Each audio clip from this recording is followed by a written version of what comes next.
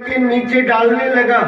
सोई वो तो अष्टभुजा रूप धारण करके अनंत आकाश को चली गई और आकाश में जाकर के कहने लगी कि मया हत्या मंद जात खलु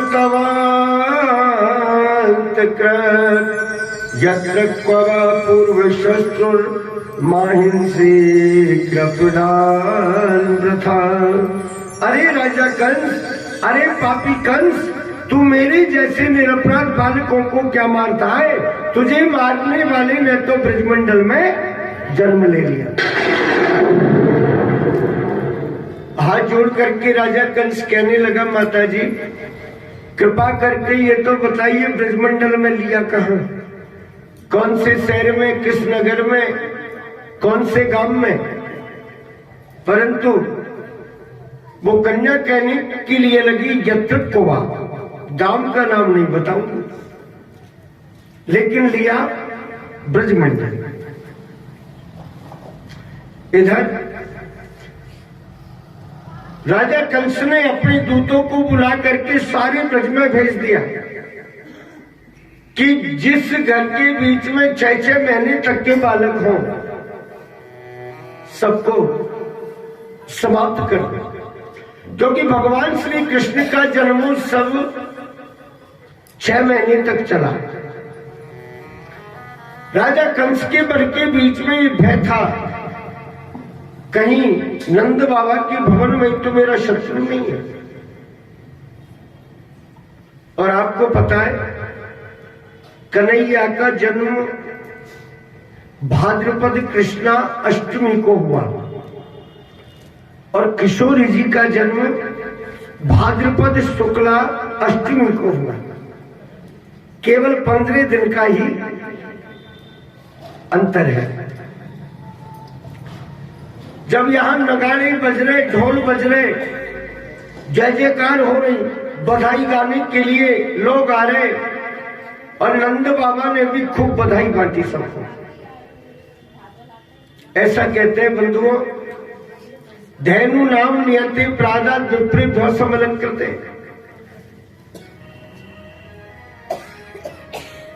श्रीमान पंडित जी महाराज अंदर पधारे।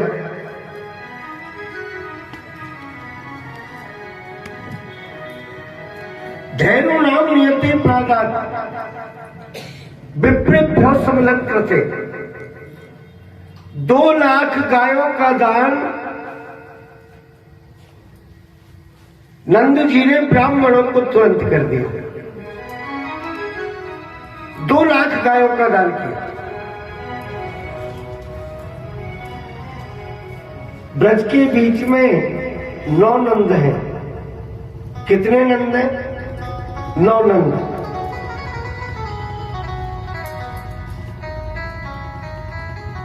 नंद बाबा कौन से हैं? नंद बाबा की गणना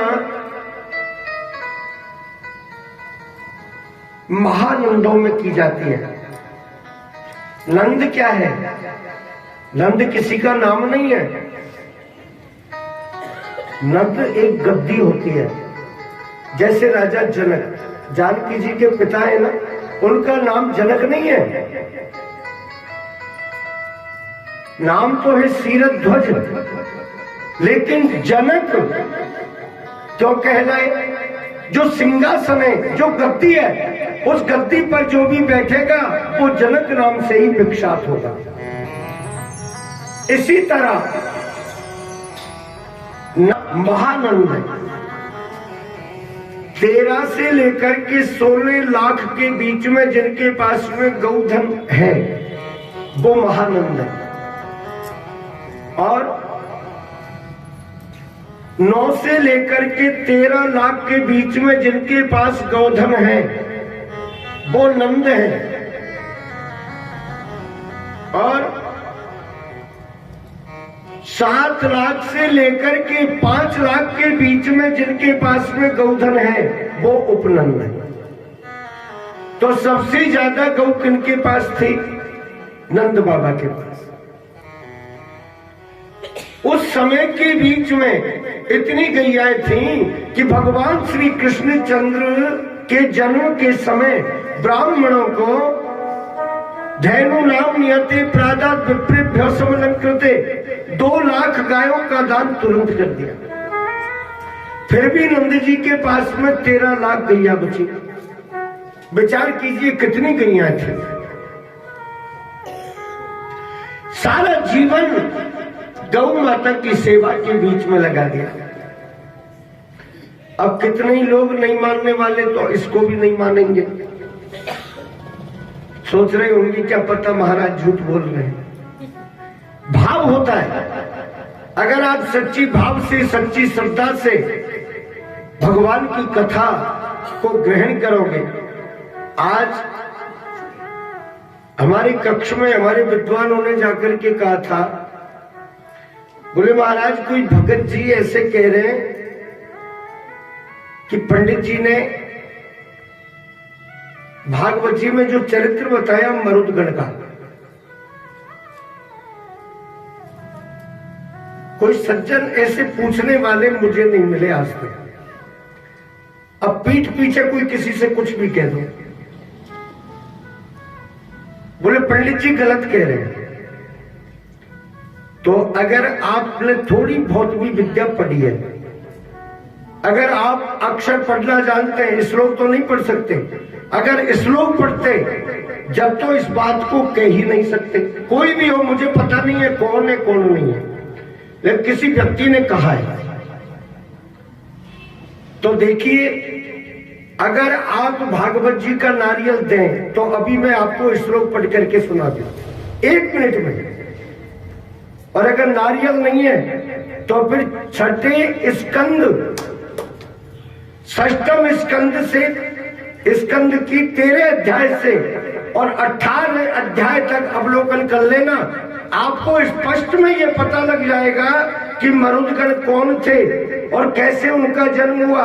राजा इंद्र ने माता दिति के गर्भ में जाकर के उनके टुकड़े किए थे। पहले किए 7 टुकड़े और फिर एक में से 7 और किए, तो कितने हो गए? 49। अगर कोई माई का लाल इस बात को गलत सिद्ध कर देगा ना, तो मैं व्यास गद्दी पर बैठना छोड़ दूंगा। लेकिन अगर आपके मन में कोई शंका है तो उसको साधारण रूप से कहिए। व्यास गद्दी पर बैठ करके मेरे मुखारबिंद से जो शब्द निकलेगा, एक अक्षर भी अशुद्ध नहीं हो सकता। लेकिन लोगों की सोच होती है कि जब कार्यक्रम इतना बड़ा चल रहा है, कोई कमी तो है ही नहीं, इसमें कुछ ना कुछ कमी तो ढूंढो। कितने ही लोगों का ऐसा विचार होता है, लेकिन कमी तो जब निकलेगी आपको, जब सामने वाले में कमी होगी। और जब कमी है ही नहीं तो क्या ढूंढोगे, कहां से लाओगे? बोलिए श्री जी महाराज की जय हो। मेरे नंद बाबा जो थे वो थे महानंद। नंद बाबा महानंद थे। अब देखिए,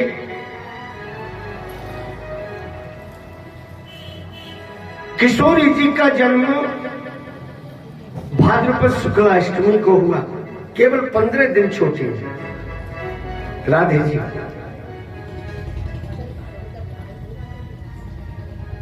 जब गोकुल के बीच में भगवान का जन्मोत्सव मना, तो जन्मोत्सव की धूम, जन्मोत्सव की आवाज बरसाने तक पहुंची। जैसे भागवत हो रही है, कहां हो रही है? श्री जी के मंदिर में, श्री जी महाराज के चरणार बिंदों में, मंदिर प्रांगण में। और किनके द्वारा हो रही है? हमारी माताओं ने एक मंडल बना रखा है, उस मंडल के द्वारा। और भागवत जी का बड़ा भव्य आयोजन चल रहा है। लेकिन भव्य आयोजन चल रहा है और इस आयोजन की धूम पूरे गंगापुर में फैल रही है। मेरे पास करौली तक से फोन आए, मेरे यजमानों के जयपुर से भी फोन आए मेरे पास। जल यात्रा आप लोगों की जो भव्य निकली, बोले महाराज ये तो बड़ा विशाल आयोजन है। इतनी अच्छी जल यात्रा आपकी गंगापुर के अंदर हुई है कि ऐसी जल यात्रा प्रत्येक पंडित की नहीं हो सकती। तो ये मैं धन्यवाद दूंगा मेरी माताओं को जिन्होंने और मेरा इतना मान और सम्मान गंगापुर के अंदर और बढ़ाया, इससे अधिक और क्या प्रसन्नता होगी। मेरे भाई बहन, ठाकुर जी की कृपा आगे चल करके नंद बाबा के यहां भगवान का जन्मोत्सव हुआ। बरसाने के गोप और गोपी कन्हैया के लिए टीका लेकर के आ गया। क्या लेकर के आए? टीका। ब्रजमान जी को पता चला, बोले जी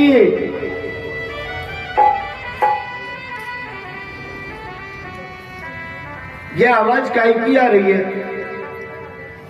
बोले महाराज नंद बाबा के यहाँ भगवान ने ये खूब सुनी, नंद जी के लाला भयो और हमारे घर लाली। तो ब्रजमान जी ने कन्हैया के ताई टीको भेजो। जानो टीको कैसे किया? सगाई भेजी। विधि विधान के अनुसार कन्हैया का टीका हुआ, टीका जल गया। और जो बरसाने की गोपी आई वो यशोदा जी को कहने के लिए लगी, जी बोले लाला की सगाई की खुशी में हम एक छोटा सा मंगल गीत गावो चामे हैं, अगर आपकी आज्ञा है जाए तो। बोले खूब गाओ ना, प्रेम से गाओ, तुम्हारा ही तो लाला है, तुम्हारी कृपा से, तुम्हारे आशीर्वाद से।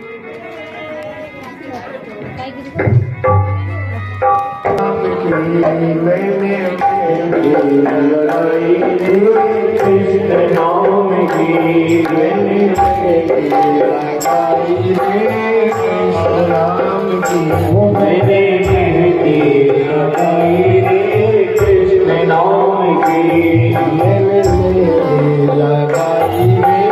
कृष्ण नाम की, मैंने लगाई कृष्ण नाम की।